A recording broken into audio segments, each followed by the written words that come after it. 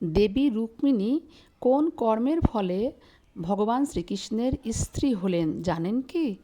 ভগবান শ্রীকৃষ্ণের প্রধান স্ত্রী রুক্মিণী পূর্বজন্মে মহালক্ষ্মীর অবতার ছিলেন বলে শাস্ত্রে উল্লেখ আছে।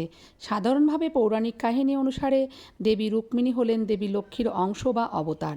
লক্ষ্মী হলেন শ্রী বিষ্ণুর অর্থাৎ ভগবান শ্রীকৃষ্ণের নিত্য সহধর্মিণী।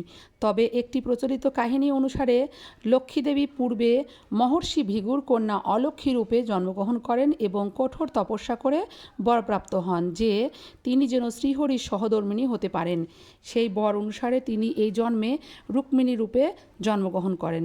অপর একটি প্রচলিত ধারণা আছে রুক্মিণী পূর্বে দেবী লক্ষ্মী রূপে জন্মগ্রহণ করেন এবং শ্রীকৃষ্ণের অবতারকালে তার স্ত্রী হওয়ার কর্মফল বা অধিকার লাভ করেন। তিনি বিদর্ভ রাজ ভীষ্মকের কন্যা রূপে জন্মগ্রহণ করেন এবং শ্রীকৃষ্ণকে স্বামী হিসেবে পাওয়ার জন্য একান্তভাবে প্রার্থনা ও প্রেম নিবেদন করেন, যার ফলে তিনি শ্রীকৃষ্ণের পত্নী হন। তোমরা যদি রাধাকৃষ্ণের ভক্ত হয়ে থাকো অবশ্যই চ্যানেলটিকে সাবস্ক্রাইব করো।